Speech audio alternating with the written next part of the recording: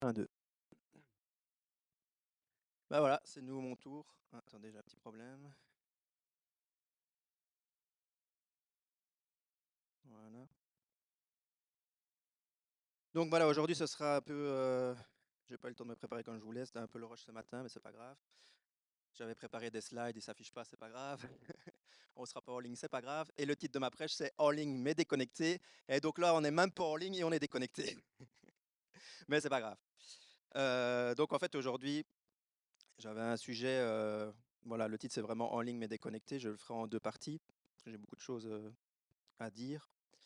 Et quand je préparais ça, en fait, c'est un sujet par rapport à des choses que je vis moi-même personnellement, des choses que je me suis remis en question pour ma propre vie. Et en même temps, je suis pas là pour chercher des signes partout, mais le jour où où j'ai commencé à préparer cette prêche-là, Manu Bosch a mis un verset qui est le verset clé, on va dire, de ma prêche sur le groupe Balade, le matin même où j'étais en train de faire exactement préparer ça. Et donc, je me suis dit, c'est vraiment une confirmation, en fait, de parler là-dessus. Et mercredi, Déborah a très bien prêché. Elle a dit pas mal de choses qui rejoignent un petit peu et des versets que je vais réutiliser aussi aujourd'hui par rapport à ça. Et donc aujourd'hui, je vais parler sur En ligne mais déconnecté. Donc je vais parler d'un fameux sujet qui concerne tout le monde, c'est ce bazar-là. D'accord. La meilleure création sur Terre, et je pense que c'est aussi la pire création de la Terre. Elle est les deux à la fois, ça dépend de ce qu'on en fait. Et donc aujourd'hui, le sujet que je vais parler, donc je l'ai dit, c'est l'utilisation du GSM, mais pas que. Et j'aimerais bien, comme normalement on devrait faire, qu'on ne fait pas souvent, quand on achète quelque chose de nouveau, il y a un mode d'emploi. Et normalement, on est censé lire le mode d'emploi avant d'utiliser l'appareil ou je sais pas ce que vous achetez. Et donc le mode d'emploi de ma prêche, si je peux parler comme ça, c'est que premièrement, je prêche pour moi. Je vise personne, je vise que moi. Si vous êtes visé aussi, ben, comme ça, on sera au moins deux. D'accord. C'est quelque chose que je vais parler qui traverse ma vie. Je ne suis pas parfait dans ce domaine-là du tout. Et en fait, je condamne personne. Je pointe personne, je ne pointe aucune génération. Mon but du jeu, si vous pensez déjà ça, c'est pas de vous dire si le GSM c'est bien ou pas bien. Je suis personne pour vous dire ça et c'est pas là-dessus que je vais prêcher. Et j'aimerais vraiment, enfin je souhaiterais, c'est mon souhait, parce que je peux rien exiger, mais que chacun écoute cette prédication en se regardant lui-même pour sa propre vie, sans regarder la vie de l'autre, parce que c'est facile, même pas par rapport à ce sujet-là, par rapport à tous les sujets, parfois c'est facile, ça nous vient facilement des pensées de se dire, ah ouais, ce qu'il prêche là, c'est bien pour l'autre personne, c'est bien pour telle personne, etc. C'est pas du tout ce que j'ai envie aujourd'hui. Ici, vraiment, c'est que chacun se laisse guider par le Saint-Esprit et qu'on ne regarde pas la vie de notre voisin, la vie de notre mari, de notre femme, nos enfants, les vieux, les moins vieux, les jeunes, les bébés, les enfants, tout ce que vous voulez, mais vraiment que chacun s'ouvre à Dieu et qu'il lui demande qu'est-ce que tu veux montrer pour moi personnellement aujourd'hui. Parce que si vous regardez dans la Bible, elle dit que la Bible, c'est la parole de Dieu, c'est un miroir, et le miroir, à part si vous avez des grands miroirs qui font 5 mètres de long, le miroir, normalement, c'est pour voir que vous n'allez pas en famille dans le miroir, normalement, chacun va tout seul à son tour dans le miroir. Donc, le miroir, il est fait pour nous personnellement, il n'est pas fait pour regarder mon voisin et ma voisine en même temps que moi, parce qu'il n'y a pas de place sur le miroir. D'accord. Et donc j'aimerais vraiment, c'est vraiment mon mode d'emploi, c'est vraiment un souhait. Ce que j'ai à cœur, c'est que la prédication soit reçue pas comme un jugement, pas comme condamnation, pas comme un discours anti-technologie, anti-GSM, de toute façon vous allez voir ce que je vais dire, pas comme un message de culpabilité, ni un message pour mon fils, pour ma fille, pour mes parents, pour voilà, parce que je pense que hier, il y a quelqu'un qui m'a demandé sur quoi j'allais prêcher. J'ai sorti mon GSM, j'ai dit sur ça. Elle m'a dit, bah, je suis concerné. Mais j'ai dit, je pense qu'en fait, on est tous concernés d'une manière ou d'une autre. Donc, voilà. Et donc, mon sujet, c'est En ligne mais déconnecté. C'est de nouveau un titre très paradoxal parce que j'aime bien, j'ai déjà dit, hein, les titres un peu pas paradoxal. Ça veut dire qu'on est en ligne, mais en même temps, on est déconnecté. Donc, normalement, ça ne va pas ensemble, en fait. D'accord. Et pourquoi j'ai choisi ce titre-là? Parce qu'aujourd'hui, on est en 2026, on est dans une société qui est très connectée, on va dire, en tout cas en termes de réseaux sociaux, d'ordinateurs, de technologie, de tout ce que vous voulez. Il y a du Wi-Fi partout, sauf aujourd'hui, il n'y en a pas ici, mais voilà. Il y a du Wi-Fi partout, il y a des GPS, on sait tout ce que vous faites partout, tout est contrôlable, tout est contrôlé, etc. Et on a une quantité inimaginable d'informations, on est inondé d'informations. Je ne suis pas sûr, pour prendre un petit exemple, que la même personne que moi à 33 ans, il y a 100 ans d'ici, savait autant de choses de ce qui se passe dans le monde chaque jour, comme nous on le sait, parce qu'on est inondé d'informations. Pourtant, le smartphone, le GSM qui est là, c'est une bonne invention. C'est génial quand même. Le smartphone, ça permet de faire plein de choses. Ça permet d'apprendre. On peut lire la Bible. Je suppose que tout le monde a l'application de la Bible. On peut regarder une prédication, on peut appeler sa famille en vidéo, on peut commander sur Amazon, faire même ses courses en ligne, on peut prendre des photos, on peut faire 1000 trucs. C'est impressionnant. Pourtant, il y a des limites. Mon but, je l'ai déjà dit, je le redis, c'est pas de faire un discours anti-technologique parce que le premier qui aime bien la technologie ici, c'est moi. D'ailleurs, regardez, je fais la louange avec que de la technologie. J'utilise des ordinateurs tous les jours, j'aime bien la technologie. J'apprends l'intelligence artificielle aussi. Enfin, j'avais fait un truc là au tableau, mais on ne le verra pas. On le verra peut-être dimanche prochain sur l'intelligence artificielle, etc. Et je crois que la technologie, elle n'est pas mauvaise en soi parce que c'est Dieu qui a donné à l'être humain l'intelligence. C'est Dieu qui a donné à l'être humain la créativité, la capacité de construire, de développer, d'inventer. Et donc, le téléphone, c'est Dieu qui donne cette capacité de le créer. Maintenant, c'est pas parce que la technologie est bien, est intelligente, est intéressante, etc., qu'elle peut pas être un, comment je vais dire ça, un piège pour notre vie. Et donc le problème, en fait, c'est pas l'outil. Le problème, c'est ce que l'outil produit en nous, ce que l'outil fait dans notre vie, et d'où le titre en ligne, mais déconnecté. Alors, quelque chose qui me frappe, avant de commencer de rentrer dans le vif du sujet aujourd'hui et qui vous frappe certainement vous aussi, c'est qu'on est en 2026. Comme je l'ai dit, on est dans une génération très, très, connectée. Tout le monde est inscrit presque sur les réseaux sociaux, tout le monde a un téléphone, presque même ceux qui je me rappelle, mon beau-père, il me disait: «Moi, j'aurai jamais de téléphone». Il disait: «À table, il y aura jamais de téléphone». Tout est arrivé, en fait. Il a un téléphone, il est à table avec son téléphone, comme tout le monde. Et donc, les personnes âgées, même ma grand-mère, l'arrière-grand-mère de mes enfants a un téléphone, me suit sur YouTube, suit l'église sur YouTube, elle est encore plus connectée que certains ici des fois, etc., même malgré son âge. Donc tout le monde y est passé, heureusement ou malheureusement. Et pourtant, si on regarde ça, on vit dans une époque où il n'y a jamais autant de dépression, il n'y a jamais autant de suicides, de gens anxieux, de peur, de stress, de tout ce que vous voulez, de manque de motivation, de gens qui errent, des gens qui n'ont pas de motivation. Et je ne parle pas que des jeunes, je parle du plus petit jusqu'au plus vieux. Parce qu'en fait, on peut être connecté partout, mais on peut être complètement épuisé à l'intérieur. On peut parler à des centaines de personnes. Il y a plein de gens sur les réseaux sociaux, ils connaissent plein de monde, etc. On est amis avec plein de gens, on discute, on connaît, des fois, on n'a jamais rencontré la personne, mais on discute avec, quand on joue en ligne ou des trucs comme ça. Et pourtant, en fait, au final, on se sent seul chez soi. On peut avoir un téléphone qui n'arrête pas de biper avec des notifications, et pourtant, on a une vie intérieure qui est complètement vide. Et donc, je réalise en fait qu'il y a une énorme différence entre être connecté et quelque chose que je développerai plus dimanche prochain, être présent. Et c'est le cas de beaucoup de gens, pardon, dans le monde. Et donc, je crois que le message que je donne aujourd'hui, c'est pas du tout une condamnation, parce que le premier qui je vais condamner, c'est moi. Mais je pense que Dieu m'a parlé et parle à l'Église et à tout le monde pour s'examiner soi-même et chacun se regarder dans le miroir de la parole de Dieu. Et vous-même, vous savez ce que vous devez faire ou pas faire pour votre vie. Je suis personne pour vous dire comment vous devez faire dans votre vie. Moi, j'apporte juste ce que Dieu a mis en moi et ce que la parole de Dieu dit. Et donc, quand Dieu nous reprend, c'est pas pour nous écraser, c'est pour nous réaligner. J'avais déjà dit ça dans Libérer pour servir. C'est comme un enfant. Si moi, mon fils, je vois qu'il s'éloigne d'ici, qu'il va vers la route et qu'il va traverser la route, mais qu'il ne regarde pas s'il y a des voitures, etc., je ne vais pas le laisser faire. Je vais même peut-être vous choquer, je ne vais pas prier pour lui. Je vais courir et je vais aller le chercher. D'accord? Mais c'est pareil ici. Si Dieu voit qu'il y a des choses dans notre vie qui doivent être réexaminées, retravaillées, redirigées, eh ben, par amour, il nous parle et des fois, ça peut faire un peu mal, c'est vrai. Et parfois, c'est des choses qui sont, je l'ai déjà dit aussi dans mes prêches précédentes, c'est des choses qui ne sont pas mauvaises. Avoir un téléphone, c'est pas mauvais du tout. Et d'ailleurs, je ne suis pas là pour vous dire après qu'il faut lâcher votre GSM. Si vous avez compris ça, c'est que vous n'avez rien compris à ce que je vais dire, parce que c'est pas du tout ce que je veux dire, et c'est pas ce qu'il faut faire. Par contre, le danger, il vient pas toujours par quelque chose de brutal. Albert avait parlé de ça, je pense, dans une des prêches qu'il a fait il y a pas longtemps. C'est les petits renards qui dévorent la vigne. Et ça tombe bien, j'ai écrit pas l'orage, l'orage qui était là hier.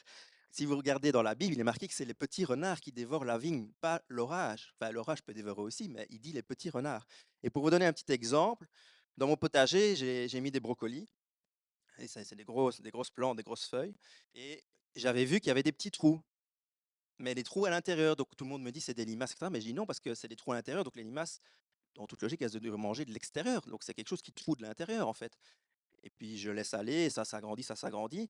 Et puis quelqu'un me dit, en fait, regarde si c'est pas des chenilles. Je dis non, je pense pas, mais je vais quand même aller voir. Et je vais voir, je retourne derrière les feuilles, j'avais une vingtaine de chenilles. Et en fait, mes feuilles de brocoli, il reste que la tige, il y a plus de feuilles. Et donc, ça m'a vraiment fait penser à ce message. Les petits renards qui dévorent la vigne. En fait, au début, j'ai vu un petit trou. Je me suis dit, c'est pas grave. Je me suis dit, c'est pas des limaces, c'est pas ce sujet-là, c'est pas ce truc-là qui m'empêche de chercher Dieu. C'est pas ce domaine-là dans ma vie que je dois travailler parce que là, je suis bien dans ce domaine-là. Et alors, on regarde pas l'autre domaine. On se dit, ça va, ça va, ça fait un petit trou, mais un petit trou, c'est rien. Il reste la feuille entière. Et puis on laisse le petit trou, on laisse le petit trou, et la chenille, on la voit pas, et la chenille, on la voit pas. Il y en a pas une, il y en a pas deux, il y en a pas trois, il y en a 20. J'en ai même enlevé. Le lendemain, j'ai suis retourné, il y avait de nouveau des chenilles, donc j'ai de nouveau enlevé, etc. Et donc, au final, tout ça pour dire que parfois, c'est les petits trucs, c'est les petits renards, c'est les petites chenilles, prenez ce que vous voulez, qui détruisent notre vie. Et en préparant le message, je me suis rendu compte que parfois, on s'attend à ce que Satan nous fasse vivre l'enfer, et il peut vous faire vivre l'enfer, mais du style, il se passe des drames très graves dans votre vie, vous avez perdu un proche, vous avez fait un accident de voiture, vous êtes malade, etc. Et oui, des fois, il y a des choses comme ça qui se passent, mais Satan, parfois, il ne fait pas ça du tout, et il est même plus fort à ne pas faire ça. Il a juste besoin de vous distraire. Il n'a pas besoin de vous faire faire un accident, il n'a pas besoin de vous faire perdre un proche, juste vous distraire et vous passer à côté de tout ce que Dieu a pour vous. Et c'est plus malsain, c'est plus vicieux, c'est plus malin. D'ailleurs, c'est pour ça qu'on dit que c'est le malin. C'est plus malin quand il agit comme ça que de se dire, en fait, ah oui, j'ai vraiment un truc qui arrive dans ma vie, là, le diable n'est pas content. Oui, mais peut-être qu'il y a eu ça, mais peut-être qu'aussi, c'est toi, tu laisses les petits renards et que le truc qui est arrivé dans ta vie, c'est parce que les petits renards ont permis que ça devienne des gros renards et qu'après, il se passe des choses plus conséquentes. Et pour en revenir avec le téléphone, avec les réseaux, avec tout ce que vous voulez, ben parfois c'est la même chose. Et je me suis rendu compte, et là je parle de moi, si vous vous reconnaissez, tant mieux, je ne suis pas tout seul, que parfois quand on n'a rien à faire, on est dans la file au magasin, même je me suis rendu compte il y a 2 semaines, on prend son téléphone. Quand on a un moment d'ennui, on prend son téléphone. Et je ne suis pas en train de dire que c'est péché de prendre ton téléphone, hein, il n'y a rien de mal, hein, il y a écrit nulle part dans la Bible, prendre un téléphone en main, c'est un péché. J'arrive plus à remettre mon truc, excusez-moi. Voilà. Parfois, on est fatigué et du coup, on se dit: «Je vais me reposer». Dans le temps, quand on se reposait, on faisait une sieste, on fermait les yeux et on ronflait parfois. Maintenant, on se repose plus, on ferme plus les yeux, on prend son GSM. On ne sait pas quoi faire, on prend son téléphone. Et parfois, on prend même son téléphone, on se dit: «Pourquoi je l'ai pris?» En fait, on a oublié pourquoi on l'avait pris.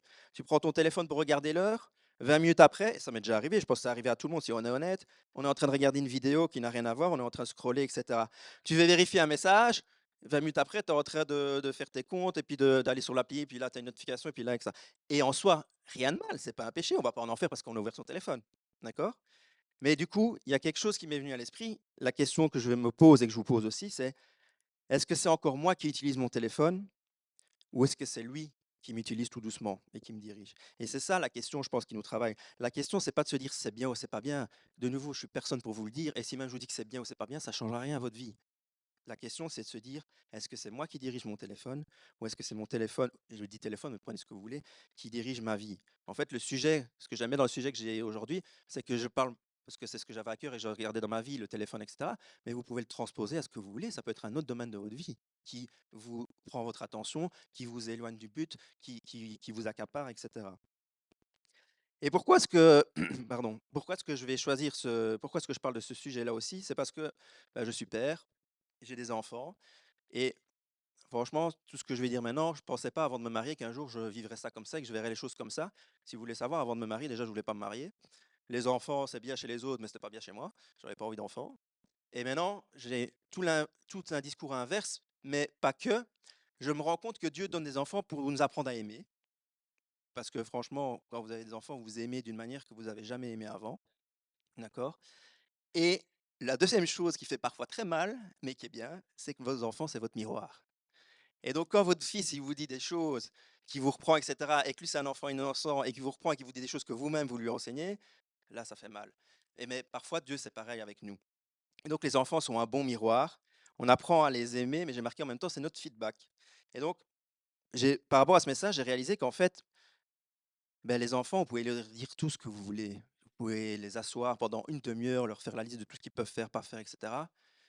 Si vous faites pas ce que vous dites, ça va rentrer là et ça va sortir là. L'enfant, en fait, il s'en fout de tout ce que vous dites. On va se parler clairement. Il n'en a rien à faire. L'enfant, il va regarder si ce que vous dites est cohérent avec votre comportement. Si oui, bah, il va vous obéir certainement. Sinon, vous pouvez dire tout ce que vous voulez. Il va juste retenir que mon père, en fait, il dit des choses, mais il ne les fait pas. Pourquoi j'aurais faire, moi? Et donc, par rapport au téléphone, je me suis rendu compte que souvent, moi, mes enfants, ils n'ont pas de téléphone parce que, comme tout le monde, j'ai pas envie qu'ils aient un téléphone maintenant, mais ils ont un petit Digipass qui leur sert de GSM. Rien de mal. Ils jouent. Mais ça m'a quand même interpellé. Je me suis dit: «Il joue à quoi?» Mais il joue à faire comme papa qui a son téléphone, en fait. Il joue à faire comme maman qui a son téléphone, il joue comme les adultes qui ont leur téléphone. Rien de mal de jouer, d'imiter les adultes. Mais est-ce qu'ils jouent à ça pour faire tout dans leur vie ou bien c'est juste une petite imitation? Et donc ça m'a quand même parlé. Je vous rassure tout de suite, j'ai pas enlevé le digipass à mes enfants, ils l'ont encore, ils pourront encore jouer, c'est pas ça le sujet. Mais je réalise qu'en fait, les enfants, ils reproduisent nos habitudes, ils reproduisent nos réflexes. Je ne suis pas non plus en train de dire que ça sert à rien d'enseigner vos enfants. Il faut enseigner vos enfants. Ce que je suis en train de dire, c'est qu'il faut enseigner nos enfants, mais en même temps, si on n'est pas l'exemple, on est un scandale pour nos enfants. Et on est quelque chose, quelqu'un d'hypocrite en fait. Et du coup, c'est pour ça que des fois les enfants se rebellent. Mais je vous rassure, il y a de l'espoir, sinon je ne serais pas là en train de prêcher. Le bon espoir, c'est que j'ai réalisé, et d'ailleurs c'est pour ça qu'elle est là, ma Bible, j'ai réalisé qu'en fait, autant les enfants, ils imitent les parents, parfois avoir un GSM, je veux avoir un compte sur Instagram, je veux avoir, enfin j'invente, moi je suis pas encore là, mais je veux faire ça comme les adultes, je veux faire ça comme les adultes, autant cette Bible-là, je vais vous expliquer pourquoi je l'ai achetée il y a un peu plus d'un an d'ici. Eh ben, quand je prends ma Bible, mes enfants, ils prennent pas leur téléphone, ils vont dans leur chambre, ils vont chercher leur Bible aussi. Et donc, autant pour les choses parfois un peu négatives, on se dit les enfants, ils imitent et on va vite dans le mal, mais autant je peux vous dire que ça, dans l'autre sens, ça marche très bien aussi. Prenez votre Bible, vos enfants, ils vont prendre leur Bible aussi. Bien sûr, c'est pas ça qui change leur vie, mais c'est déjà un point de départ.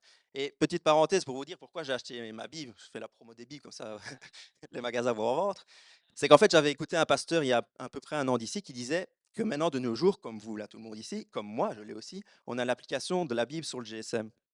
Et c'est très bien, et c'est pratique. Vous êtes quelque part, vous voulez la Bible, vous n'avez pas votre Bible, vous avez votre GSM, vous savez la voir. Donc, laissez-la, moi, je ne l'ai pas enlevé. Par contre, quand on lit sa Bible chez soi, et qu'on a des enfants, ben, vos enfants, ils vous voient en train de lire la Bible, mais ils vous voient sur un GSM. Ils savent pas si vous êtes en train de lire la Bible ou si entre-temps vous avez switché d'application, vous êtes passé sur Facebook ou sur Instagram ou autre chose que vous voulez, et peut-être des choses bien, hein, et peut-être que vous lisez vraiment votre Bible, mais votre enfant, il n'a pas cette image-là, il a l'image de quelqu'un qui est sur un téléphone. Et donc, ce pasteur-là, il disait qu'en fait, lui, il a racheté une Bible pour lire la Bible vraiment sur papier, pour montrer à ses enfants qu'il lit la Bible et il ne fait pas autre chose. Et j'ai réalisé que, en fait, si je sors ma Bible dans la maison, mes enfants, ils le voient. Par exemple, pour vous dire une petite anecdote, une fois, Maxime, souvent, il se lève plus tôt, il descend, maintenant il sait faire sa vie, il déjeune, etc. Je suis descendu, il était avec la petite, ils étaient descendus tous les deux, ils avaient pris leur Bible, ils étaient à table en train de lire la Bible. Mais si j'avais un téléphone, ils seraient descendus avec leur téléphone et on va pas se mentir, ils seraient pas en train de lire la Bible. Ah non, comme tout le monde. Même nous, une fois sur deux, on n'est pas en train de lire la Bible, alors des enfants.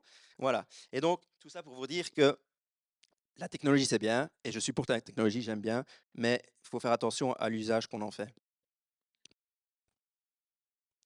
Je redis un peu ce que j'ai dit, mais donc c'est notre vie qui va prêcher, c'est nos priorités. C'est bien de parler et on doit parler, mais aussi c'est la manière dont on gère notre temps, la manière dont on agit, etc. Et donc, par exemple, je m'humilie devant vous, et si je suis le seul, bah, c'est pas grave, il y a que moi qui change, c'est pas grave, au moins il y a quelqu'un qui a changé, mais moi je prends trop mon téléphone à table. C'est pour ça que j'ai commencé à préparer cette prêche, parce que je me suis rendu compte qu'en fait j'arrive à table et je viens avec mon téléphone. Je vais monter chercher un truc et je regarde si j'ai pris mon téléphone avec. Je pars, c'est comme les élèves, je leur dis: «Ils ont pas de pic, ils ont pas de cours, par contre parce que monsieur, on commençait plus tard, on a oublié». «Ah oui, mais je dis par contre ton téléphone à 1 600 €, tu l'as pas oublié», je dis. Et donc en fait, c'est pas le téléphone qui est mal, c'est juste une question de priorité.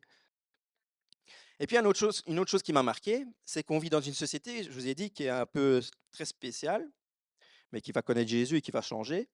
Et si on observe, on voit qu'on valorise, je ne parle pas du monde chrétien là, je parle en général, on valorise de plus en plus l'indépendance. J'avais déjà parlé, le fait que maintenant chacun veut vivre tout seul, quand même des problèmes de logement, etc. C'est un petit truc parmi d'autres, mais tout est valorisé sur l'indépendance. Tu dois être bien toi. Tu dois être bien dans ta famille, mais pense à toi d'abord. Tu dois, dans tes relations, tu dois être bien, mais d'abord, tu dois regarder si ça va pour toi d'abord. Et tout d'abord, toi, toi, toi. Et en fait, on se rend compte que les relations, elles ont été détruites et on se dit: «J'ai besoin de personne, je fais ma vie seul». Le truc à la mode, même dans les trucs chrétiens, je vois des fois des trucs sur Instagram, hein, vous voyez, je suis sur les réseaux, mais je vois des fois des trucs où il est marqué: «Il faut couper les relations toxiques». OK, je vis pour moi, je pense à moi, et on pense qu'en fait, c'est la vraie liberté, et je l'ai déjà parlé, c'est le plus gros mensonge, en fait, c'est pas ça la liberté. Si on reprend un bête exemple, Adam et Ève, avant d'avoir Ève, il y avait Adam. Adam, il n'a pas dit: «Je me sens bien seul», il n'a pas dit: «J'ai coupé mes relations, c'est toxique et cetera, je vis pour moi et cetera». Qu'est-ce que Dieu a dit? Il a dit: «Il n'est pas bon que l'homme soit seul», il lui a donné une femme. Bon après, il s'est dit: «Il aurait peut-être pas dû», mais voilà. Mais petite blague à part, Mais il y avait Ève, parce que Dieu lui-même, Dieu le Créateur, celui qui sait tout de nous, a dit, il n'est pas bon que l'homme soit seul. Et aujourd'hui, qu'est-ce qu'on fait? On est 40 000 amis, on a 36 000 notifications par jour, et on est seul, en fait. Et là, je parle chrétien, non chrétien, je parle de tout le monde. Et donc, les relations, elles viennent de plus en plus faibles. Les écrans, ça prend de plus en plus de place, et il y a des bonnes choses. On passe de plus en plus de temps avec un écran, on échange parfois, et là, de nouveau, je m'humilie. Des fois, ma femme me parle, je suis sur mon téléphone, et en fait, elle me l'a déjà dit, et c'est vrai, elle a raison. En fait, je suis en train de parler avec quelqu'un qui n'est pas dans la maison pendant que ma femme qui est devant moi me parle. Dit comme ça vous choque. Pourtant, on le fait tous, mais on ne le réalise pas. Et petit à petit, là, Satan, en fait, il rentre, les petits renards, ils sont là. Pas besoin d'aller chercher les gros sujets dans votre vie, pas besoin d'aller chercher vos gros combats, etc. Je ne dis pas que ça n'existe pas, hein, mais si quand quelqu'un est devant vous, vous parle et vous êtes en fait avec la personne virtuelle ou à l'autre bout du monde, et je dis pas qu'elle n'a pas d'importance non plus, il y a un problème. Et je suis dedans. Parfois, et je l'ai déjà pensé, et je l'ai déjà fait aussi, l'écran, ça devient un refuge aussi. Je sais pas si moi, franchement, je m'humilie devant vous, je cache rien. J'ai déjà eu des moments un peu d'angoisse, de stress, etc. Je me dis, je vais vite aller regarder une petite vidéo, ça va me calmer, etc. Est-ce que je suis le seul qui l'a déjà fait? Ah, ça va, ça me rassure. Mais donc on est honnête. On se dit, on est un peu angoissé, ou il se passe un truc, il faut que je me change les idées.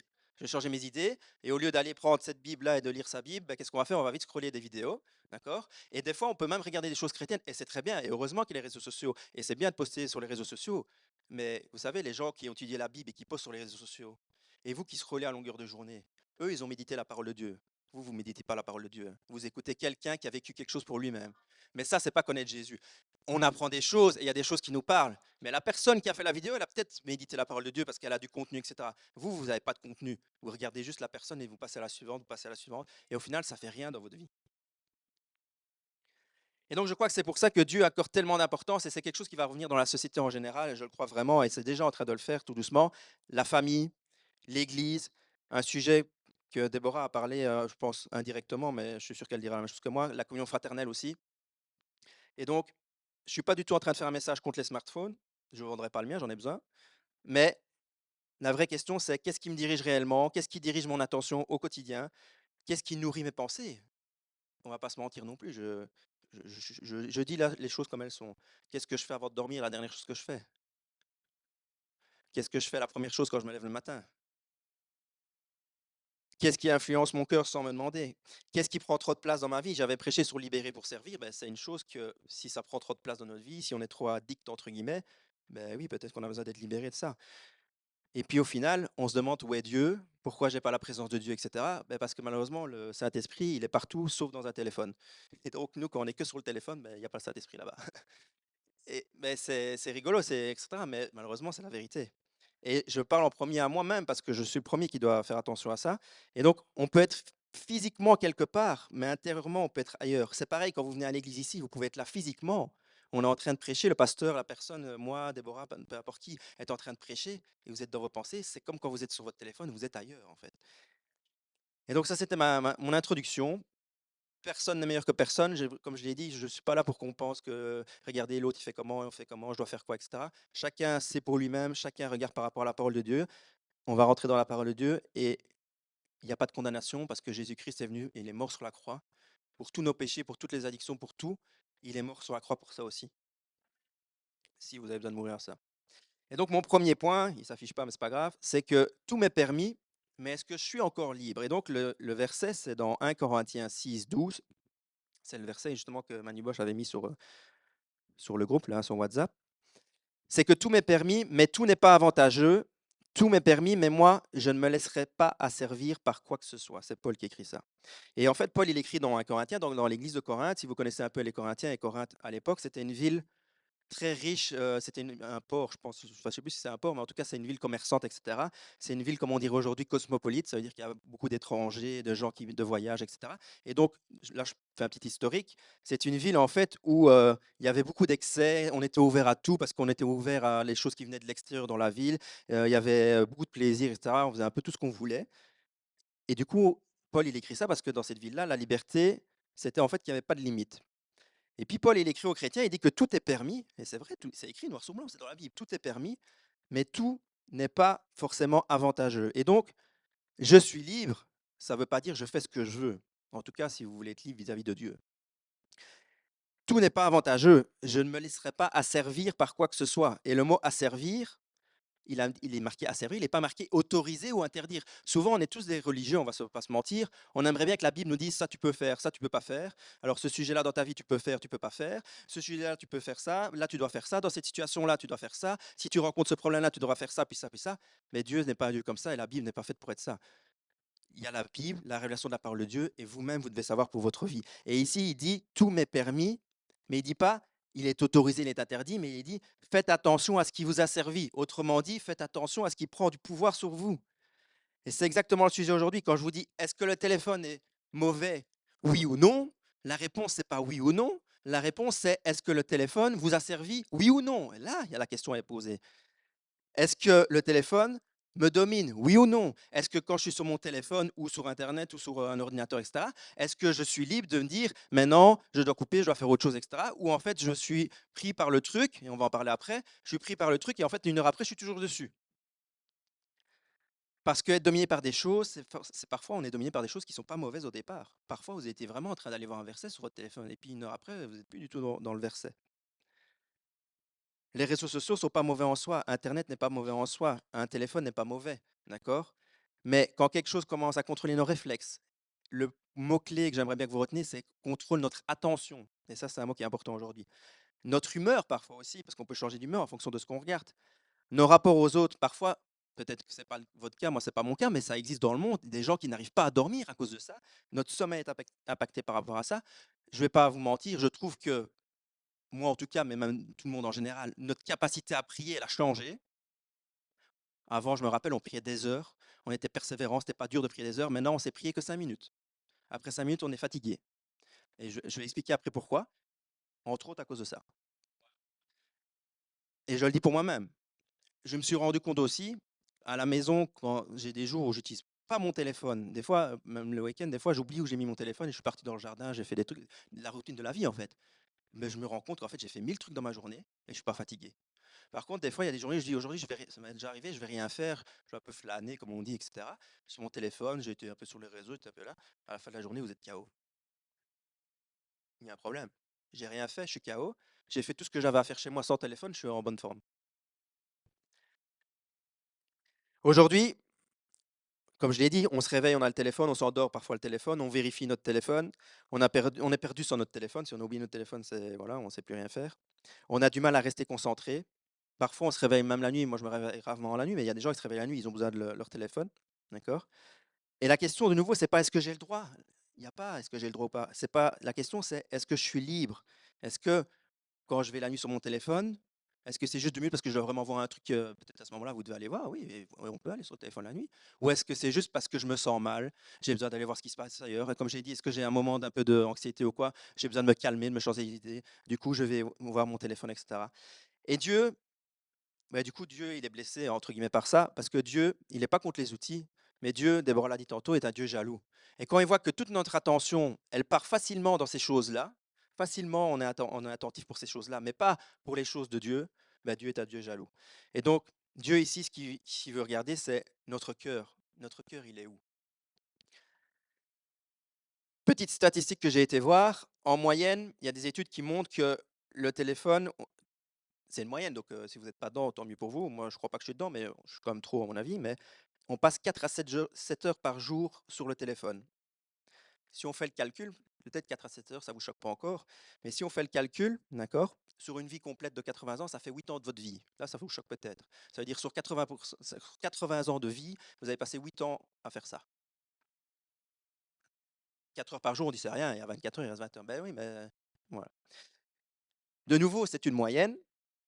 Et donc, en fait, si on réalise, allez, on va faire la grosse louche. Attention, on n'est pas là pour faire des chiffres, etc. Mais peut-être 20% de votre vie sur la Terre, vous allez les passer à rien faire sur un téléphone. Mais oui, on va rien faire.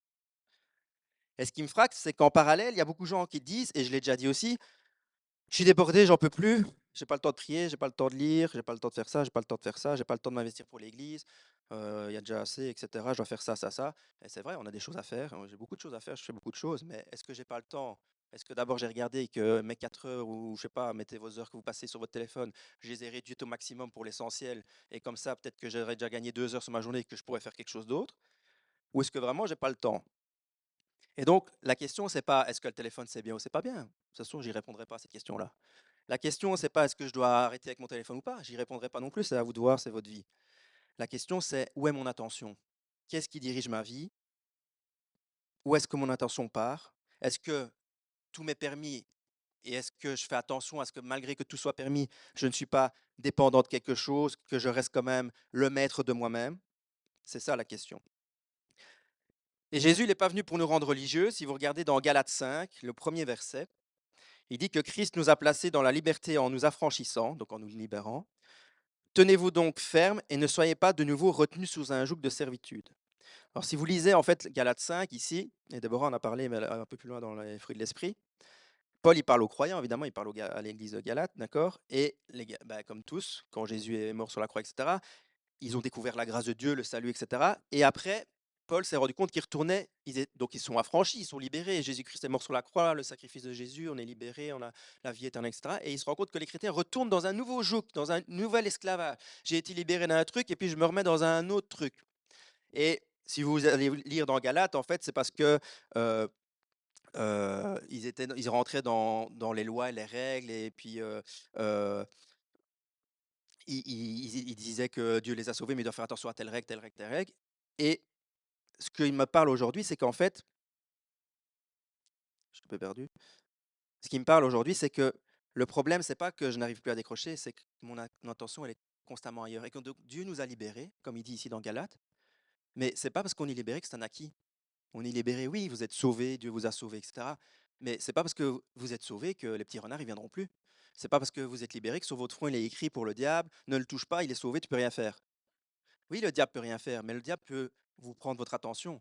Le diable peut vous euh, détourner de certaines choses. Et du coup, en fait, vous avez été libéré, c'est ce qu'il dit dans Galates, et vous retournez dans un nouveau joug, peut-être même que dans un truc que vous n'étiez pas avant, mais voilà, et hop, il vous a eu. Et donc la question, c'est de nouveau, je répète, je répète, je répète, mais c'est est-ce que je suis encore libre? Est-ce que la liberté chrétienne, c'est simplement je fais ce que je veux, je suis sauvé, merci, au revoir? Ou est-ce que c'est, et c'est là tout le message, est-ce que j'ai un cœur qui reste disponible pour Dieu? Dans Galates 5, 13, plus loin, il dit que vous avez été appelés à la liberté, seulement n'usez pas de cette liberté comme une occasion pour la chair, mais par amour, servez-vous l'un l'autre. Et donc, en fait, souvent, à premier abord, si on parle de liberté, on pense à nous-mêmes. On va pas se mentir.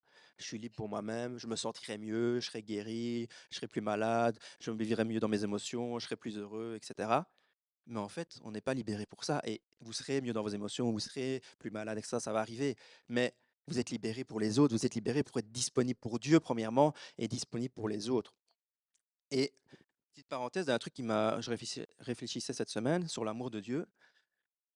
Dieu, en fait, il nous aime tellement que pour que l'amour, je vais essayer de faire comprendre ce que j'ai vécu, ce que j'ai eu comme révélation, entre guillemets, Dieu vous aime tellement que pour que l'amour de Dieu soit complet et puisse être le plus grand possible, si vous n'étiez pas là, ça n'aurait pas marché. J'explique. Dieu vous aime tellement et son amour, il a déversé sur la croix. Il a déversé pour qui sur la croix? Pour nous. Ça veut dire que vous êtes dans l'équation. Si vous n'étiez pas là, Dieu serait là, il est là, Dieu, il a toujours été là, il aurait son amour, mais il ne pourrait pas être accompli son amour parce qu'il n'y a personne à qui il doit aimer. Comme mon enfant, comme j'ai dit tout à l'heure, j'ai des enfants, je peux leur montrer l'amour. Si j'ai pas mes enfants, oui, je peux connaître l'amour, mais j'arrive pas à le. Il n'est pas en action parce que mon enfant a aimé, il n'est pas là. Pareil avec Dieu. Dieu, son amour, il est complet parce qu'on est là. Il nous a tellement aimé qu'il s'est dit, je vais créer l'homme à mon image et je vais l'aimer en fait. Il aurait pu dire, je suis Dieu, j'ai l'amour, bah, je suis bien, voilà, pourquoi j'ai besoin d'un homme? En fait, il a besoin de vous pour démontrer son amour, pour que vous puissiez vivre son amour. Et parfois, le GSM, les réseaux, les technologies, etc., nous empêchent de vivre cet amour parce que Dieu, il est là, il veut nous aimer, mais on ne le reçoit pas parce qu'on reçoit des notifications, on ne le reçoit pas parce qu'on passe notre temps à faire autre chose, ou bien on est pris par autre chose, etc.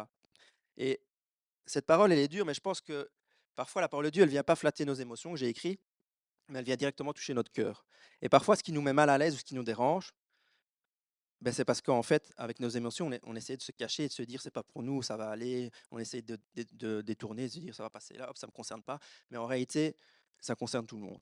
Et dans Hébreux 4, 12, que Déborah a parlé mercredi, Il dit que la parole de Dieu est vivante et opérante, plus pénétrante qu'aucune épée à deux tranchants, atteignant jusqu'à la division de l'âme et l'esprit, des jointures et des moelles, et elle discerne les pensées et les intentions du cœur.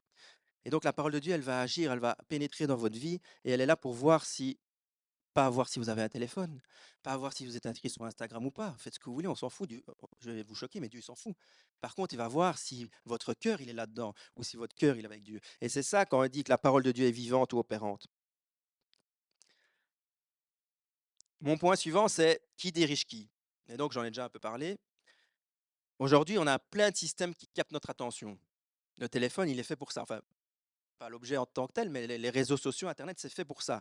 Vous avez des notifications, vous avez des réels, vous scrollez, il y a des algorithmes qui sont derrière, vous avez des contenus qui s'enchaînent, qui s'enchaînent.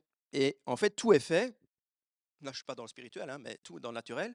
Tout est fait là-dedans pour que vous restiez dessus. Et en fait, plus vous scrollez, on ne le réalise pas, hein, mais plus les gens qui sont derrière ça, c'est-à-dire ceux qui dirigent les applications, etc., plus ils encaissent de l'argent dans la poche. Et nous, on ne comprend pas qu'est-ce que je fais, comment je fais pour faire gagner de l'argent à quelqu'un.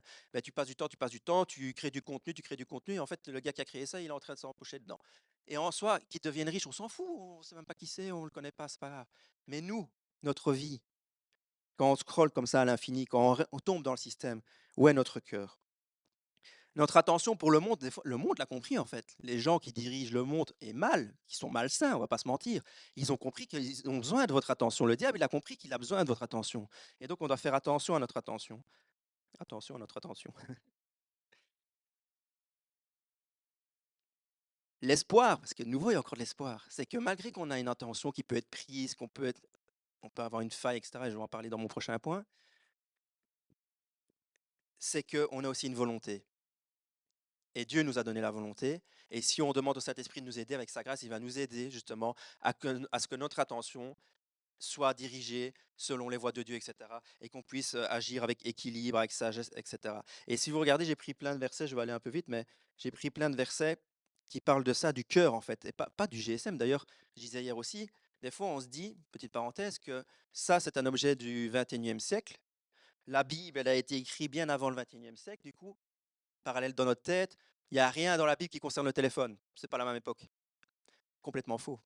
D'ailleurs, il y a des versets, après je vais parler d'un point qui vient de l'Ancien Testament et qui traite du GSM. Et donc parfois, c'est inconscient. Hein. Moi, des fois, inconsciemment, j'ai déjà pensé ça. Ce sujet-là, il est tellement moderne que la Bible ne parle pas de ça. Oui, la Bible, elle n'a pas écrit le mot GSM dans la Bible, mais il parle des petits renards. On va parler de Néhémie après, on va parler des murailles, etc.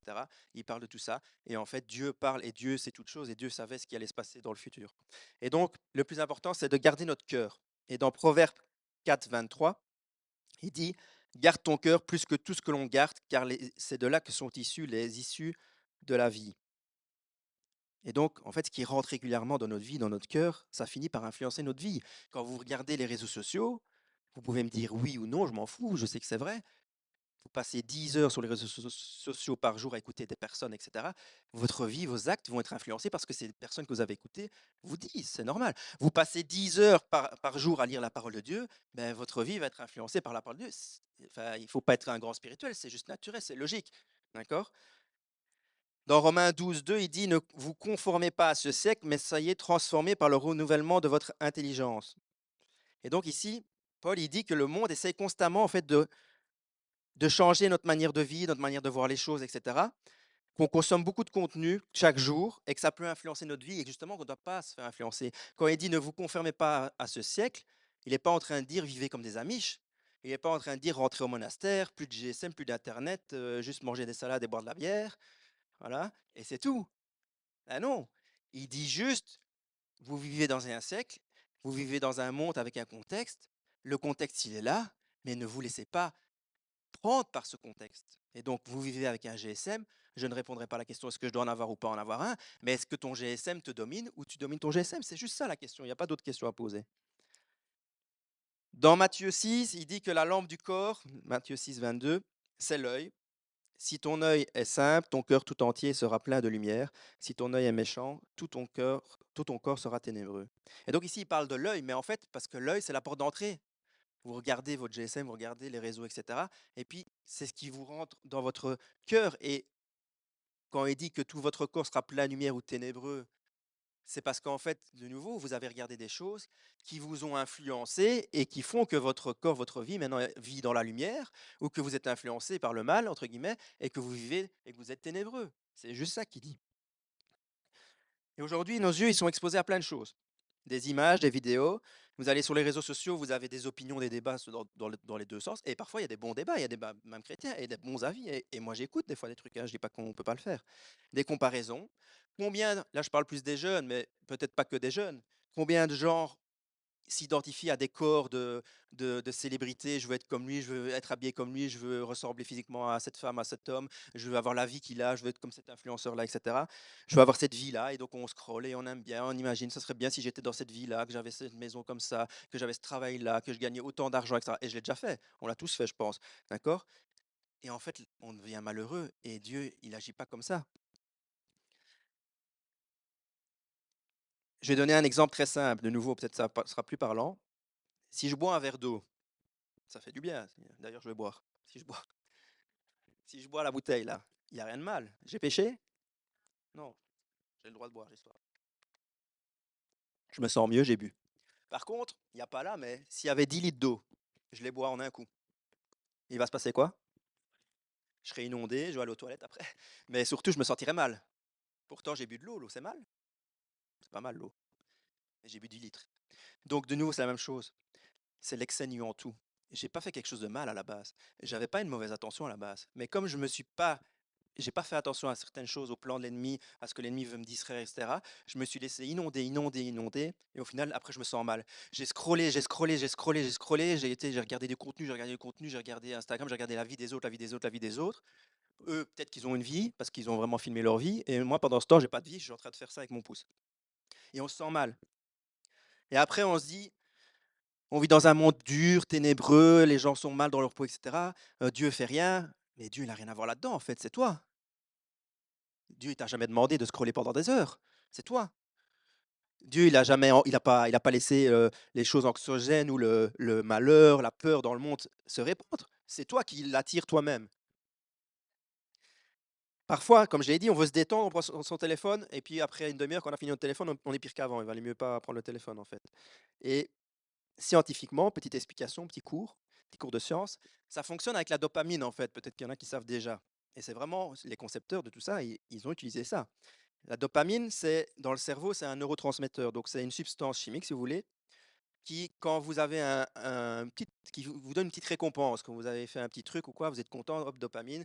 En fait, on va pas se mentir, c'est la même chose que la cocaïne. Quand vous prenez la cocaïne, vous vous sentez bien. Enfin, moi, j'ai jamais fait, mais on se sent bien un petit temps, et voilà, et c'est une récompense.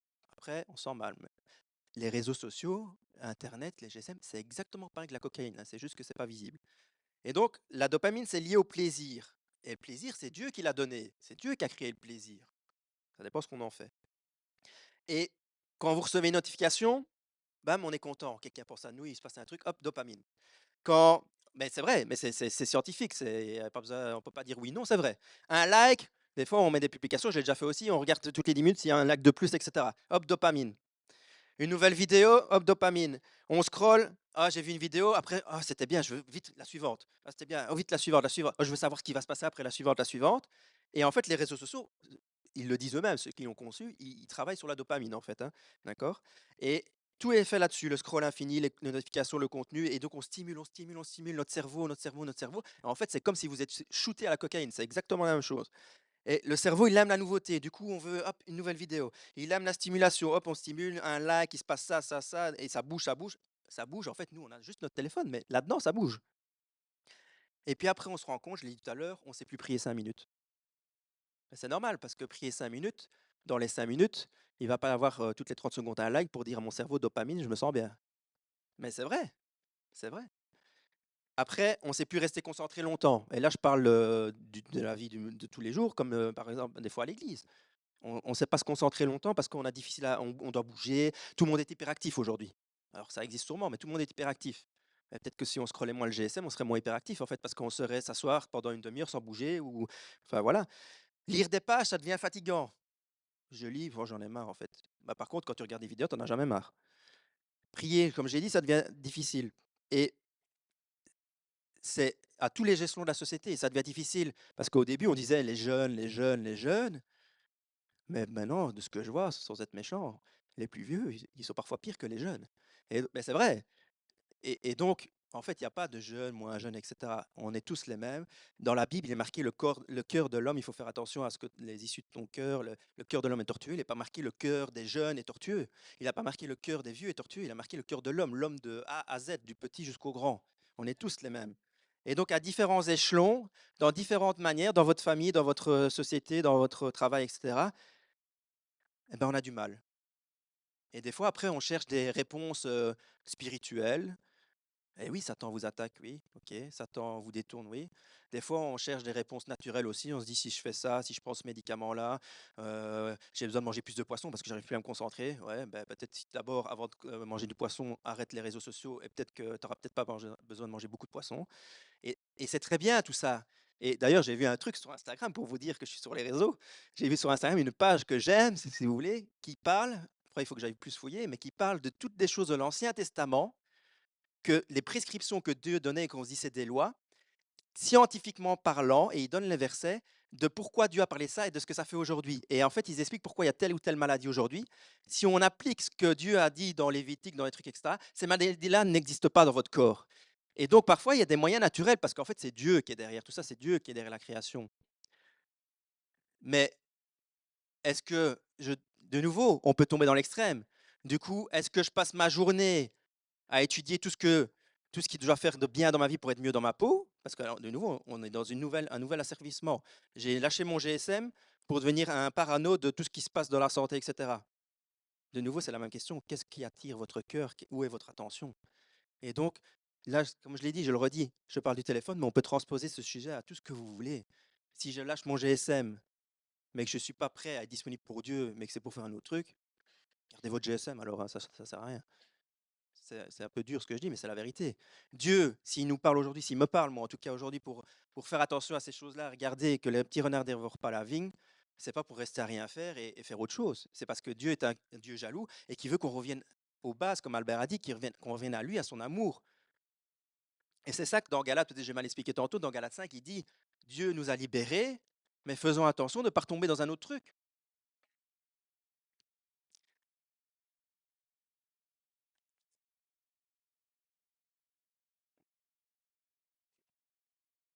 Et donc, en fait, si on regarde, je le vois aussi à l'école, on le voit dans le monde entier. Bon, à l'école, je suis plus avec des jeunes, évidemment, mais c'est un cercle vicieux. On se sent mal, on est sur les réseaux sociaux, du coup, on se sent encore plus mal. Et on a du mal à s'en sortir, c'est un engrenage. Et plus on est dedans, plus c'est difficile. Et donc, ce que je prêche, c'est qu'il ne faut pas arrêter le GSM ou pas arrêter le GSM, mais c'est pas ça. Ce que je prêche, c'est qu'on a le Saint-Esprit qui est là, on a Dieu qui est là pour lui demander sa grâce, de nous donner la capacité, la force de contrôler tout ça et de nous diriger toutes ces choses-là. Dans 1 Pierre 5,8, il dit Soyez sobres, veillez, votre adversaire le diable, comme un lion rugissant, rôde autour de vous, cherchant qui il pourra dévorer. Et souvent, sobre, le mot sobre, ben, on pense à l'alcool, être sobre, donc ça veut dire ne pas être alcoolisé, etc. Mais ici, c'est pas ça. Enfin, ça peut être ça aussi, mais il dit Soyez sobre. En fait, quand quelqu'un qui est sobre, si on sort un peu du contexte de l'alcool, c'est pas que de ça.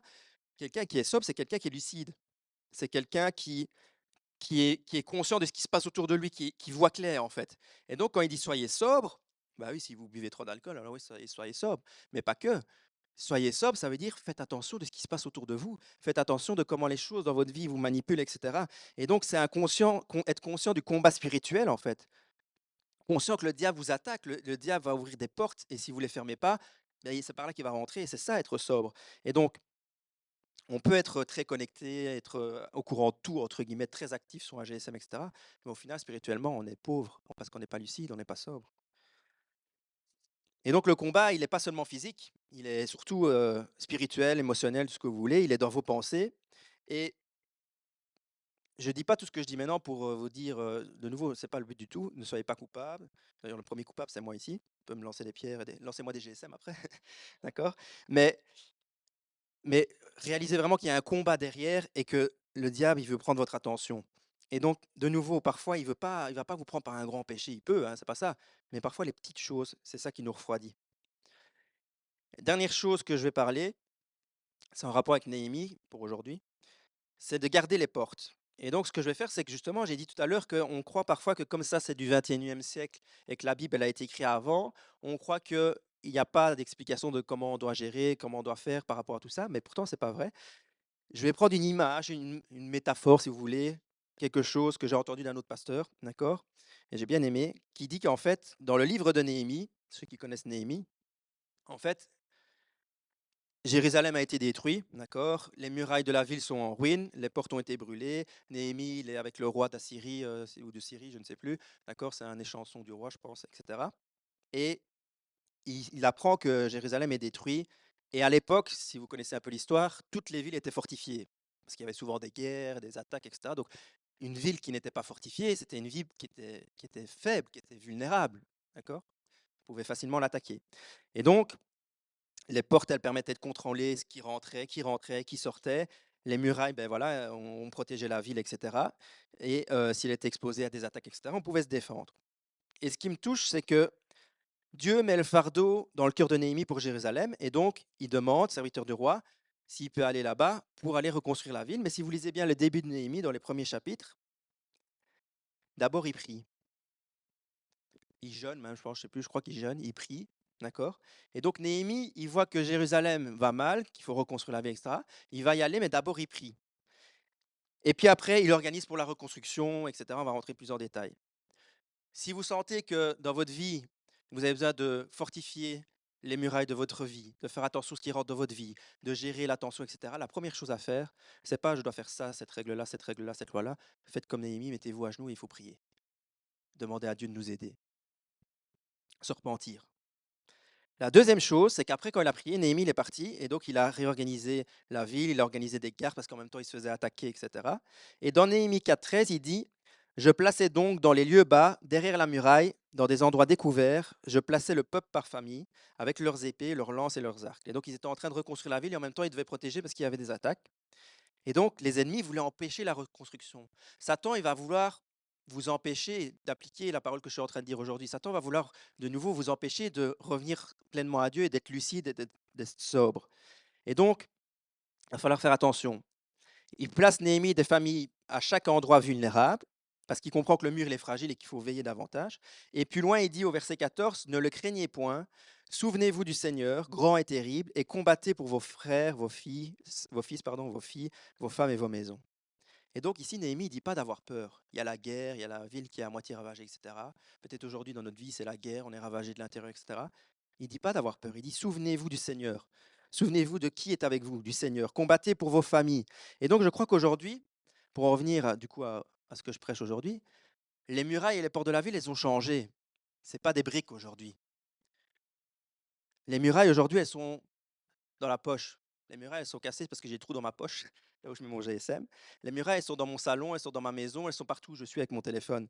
Et en fait, faisons attention à fermer les portes de notre maison. Et parfois, ce qu'on fait, même dans le naturel, quand on part de chez soi, on fait attention qu'on a fermé à clé parce qu'on ne veut pas qu'on se fasse voler. On fait attention qu'on a éteint le gaz parce qu'on n'a pas envie que ça pète et qu'on ne retrouve plus notre maison quand on revient. Etc. Et donc, pour les choses naturelles, on le fait. Pourquoi pour ces choses-là? Parce que c'est moins visible, parce que c'est plus vicieux, on fait moins attention. On fait attention en tant que parent, en tout cas, je pense que si vous aimez vos enfants, vous le faites, de ce qu'ils mangent. Mais parfois, on fait moins attention de ce qu'ils mangent mentalement et spirituellement. On fait attention à nos enfants, on ne veut pas qu'ils traînent avec n'importe qui. Mais est-ce qu'on fait attention à ce que nos enfants, avec qui, n'importe qui, ils sont dans le téléphone? Parce que c'est la même chose. Et je dis pas ça pour créer de la peur, de l'angoisse et de la condamnation, etc. Je dis ça par amour parce que, comme j'ai dit, si mon fils va sur la route, je vais pas prier, je vais pas me sentir condamné, je vais courir aller le chercher. C'est le truc que je vais faire. J'espère que vous allez faire ça aussi. Et donc, en fait, être gardien, c'est pas être paranoïaque. Si vous lisez Néhémie, il y a la guerre, etc. Il reconstruit, mais il n'est pas parano du tout. Être gardien, ça veut dire je suis responsable là où je suis, de ce qui va rentrer, ce qui va sortir, parce que la porte est cassée, c'est moi qui suis là, je suis responsable, j'ai pas peur, je sais qui je suis, je sais qui je sers, je sais ce que je dois faire, je suis responsable de ce que je vais laisser rentrer ou de ce que je vais laisser sortir. Et donc, là, je parle des parents avec les enfants, mais ça concerne tout le monde. Et donc, dans Proverbe 4, 23, il dit: Garde ton cœur plus que tout ce que l'on garde, car de lui sont les issues de la vie. Il dit: Garde ton cœur. Pourquoi le cœur? Parce que le cœur, c'est pas seulement les émotions, c'est le centre de la personne, c'est vos désirs, vos pensées, vos motivations, vos décisions, ça part du cœur.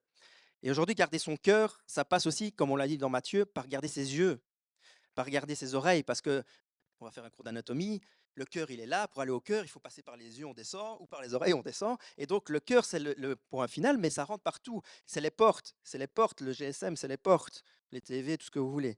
Et donc, je pense qu'on doit réexaminer chacun notre vie personnellement. Qu'est-ce qui rentre dans ma vie par mon téléphone? Où est mon cœur? Qu'est-ce qui rentre dans ma maison? Qu'est-ce qui, avant de dormir, à quoi je pense? Quand je me lève le matin, et je vous le dis, c'est un combat, je dois faire attention et je le fais encore et je ne devrais plus le faire, mais le matin, quand on se lève, souvent, on a tendance directement à prendre son GSM, voir si on a une notification, voir ce qu'il est, etc. Et en soi, c'est pas mal, mais sur quoi est-ce qu'on ferait pareil pour Dieu? Et là, on peut se dire si c'est mal ou pas. Parfois, il faut avoir le courage de fortifier certaines portes, de mettre des limites. Et donc, il peut y avoir des choses pratiques, hein. Il y a des inventions dans le téléphone. Vous pouvez mettre des limites de temps. On peut couper des notifications. Moi, j'ai coupé certaines notifications. Et du coup, si vous m'écrivez sur Messenger, si je ne vais pas dans Messenger, je ne le verrai jamais. Voilà, parce que je me dis que si vraiment on veut m'atteindre, on n'a qu'à me téléphoner. Et sinon, c'est que c'est pas important. Mais est-ce que ça veut dire que tout le monde doit faire ça? Pas du tout. Chacun sait pour sa vie. Peut-être que quand je vais à table, du coup, je mets mon GSM ailleurs, mettre des protections, etc. Mais au final, le plus important, c'est votre cœur. Et votre cœur, vous le traitez avec Dieu. Vous pouvez avoir les meilleurs, comme je dis, couper des notifications, mettre vos GSM à gauche, à droite, vous mettez des lois, ça fonctionne 2 semaines, puis ça fonctionne plus. Parce que le problème, pourquoi ça fonctionne plus? Parce que c'est le cœur. Et donc, vous devez traiter votre cœur, en fait. Bien sûr, on peut utiliser tout ça aussi, et on peut s'aider, mais si le cœur n'est pas rencontré, voilà, vous pouvez prendre le GSM de votre gosse, lui dire c'est mal, etc. Si son cœur n'est pas rencontré, tout ce que vous allez faire, c'est le faire se rebeller. Il ne va rien se passer d'autre, parce que le cœur doit être rencontré. Mettre des limites, c'est pas un manque de foi. Parfois, on se dit, ouais, mais si je mets des limites, je coupe mes notifications c'est parce que je suis faible, en fait, du coup, j'ai pas la foi. Mais pas du tout. Euh, alors prenez votre corps, allez en haut de la tour des finances, mettez-vous comme ça au bord, là, et vous avez la foi, il va rien vous arriver. Mais non, il faut pas jouer avec Dieu non plus. Si je me mets au bord de quelque part et que je tombe, tu peux avoir toute la foi que tu veux, c'est toi qui es venu là. Et justement, elle vient bien de préciser, je l'ai écrit, la Bible, elle dit aussi de fuir. Elle dit pas, sois fort dans la foi, comme ça tu vas résister à la tentation. Elle dit de fuir. Et elle n'est pas écrite, tu fuis parce que tu es faible. Tu fuis parce qu'en fait, tu n'as rien à faire là, c'est tout. Et c'est quelque chose vraiment qui me parle quand j'ai préparé cette prêche. Et le premier à qui je parle, c'est moi. Et donc aujourd'hui, je vais m'arrêter là. Je continuerai la semaine prochaine. De nouveau, je suis personne pour vous dire ce qui est bon, mauvais, etc. GSM, pas GSM, faites votre vie, je n'ai même pas besoin de le savoir. Chacun se regarde devant le miroir de la parole de Dieu. Ce que j'aimerais vraiment qu'on retienne d'aujourd'hui, c'est que le problème, ce n'est pas le téléphone en lui-même. Le problème, c'est même pas un téléphone, ça peut être n'importe quoi. C'est qu'est-ce qui prend la place dans mon cœur en premier. Qu'est-ce qui doucement prend mon attention, m'éloigne de l'essentiel. Jésus, il est venu pour nous rendre libres, il n'est pas venu pour nous rendre religieux. Il est venu pour nous rendre libres de ne pas être dirigés justement par tout ce qui est autour de nous, etc. Et ce que je vous encourage cette semaine, c'est d'avoir l'honnêteté de dire devant Dieu, qu'est-ce qui prend trop de place dans ma vie, qu'est-ce qui attire trop de mon attention. Franchement, si vous me dites la semaine prochaine, Gérald, j'ai mis mon GSM dans ma chambre toute la semaine, je ne l'ai pas utilisé, je vous dirais bravo, mais je m'en fous en fait. Faites ce que vous voulez, c'est pour vous. Mais oui, c'est pour vous, c'est pas ça. Par contre, si vous me dites, Gérald, je me suis remis en question devant Dieu, j'ai cherché Dieu, j'ai demandé qu'il m'ouvre les yeux, de regarder ma condition, de ce que je dois faire attention à quoi, etc. Là, je vous dirais, ben, je suis content parce que Dieu agit et Dieu va agir. Et donc aujourd'hui, on a parlé de surtout ce qui capte notre attention. Et la prochaine fois, on ira un peu plus loin, on ira sur un autre truc, on ira plutôt sur la présence. Et donc, petite avant-goût. De ce que savoir, en fait, on va parler de la présence et de ce que les écrans peuvent parfois remplacer dans nos relations. J'en ai un petit peu parlé, mais pas trop, on parlera la prochaine fois. Et que Jésus, en fait, nous rappelle à redevenir présent. C'est bien les réseaux sociaux, l'Église est sur les réseaux sociaux, il faut être sur les réseaux sociaux, on peut utiliser ça pour la cause de Christ, on peut évangéliser à travers les réseaux sociaux, et c'est très bien. Mais notre attention est-ce qu'on est toujours présent? Et donc, en réalité, Dieu ne nous appelle pas seulement à être moins connectés, peut-être ça passe par là, mais voilà, pour ne rien faire. Il nous appelle à être moins connectés, pour être plus connectés à lui, et plus disponible, plus attentif. Et vous savez, parfois on se dit, Dieu ne me parle pas. Je vis rien dans ma vie, Dieu fait rien dans ma vie, ou des fois, vous savez, j'ai pas de prophétie, ou Dieu ne travaille rien dans ma vie, je vois pas en quoi Dieu agit dans ma vie, etc. Mais des fois, il y a pas besoin de voir, il suffit juste de calmer tout le bruit qui est autour de vous vous recentrer sur Dieu, laissez tomber un peu toutes les choses de ce monde, les notifications. Et parfois, ça peut être des bons trucs, hein, même des trucs chrétiens, etc. Laissez tomber, revenez à la présence de Dieu, à l'essentiel, à l'amour de Dieu. Comme Albert a dit, retombez amoureux de Christ. Et là, peut-être que vous allez voir que Dieu, il vous parle vraiment et que Dieu, il agit dans votre vie. En fait, Dieu, il agit, mais nous, on ne le voit pas. On est là, on est comme ça. Et donc aujourd'hui, c'était pas du tout un message de condamnation, c'est vraiment quelque chose qui travaille dans ma vie. Et je pense que ça travaille dans la vie de tout le monde si on est honnête. Et le but du jeu, de nouveau, c'est pas de vous dire ce qui est bien et pas bien, c'est que chacun se regarde devant le miroir de la parole de Dieu et chacun s'arrange entre guillemets avec Dieu, parce que quand vous allez rendre compte devant Dieu, vous allez rendre compte pas pour vos réseaux sociaux, pas pour votre ami, pas pour ce que vous avez eu autant d'amis, Facebook, Instagram, etc. Vous allez rendre compte de vous avec Dieu, qu'est-ce que vous avez fait. Dieu vous bénisse et on continuera la semaine prochaine.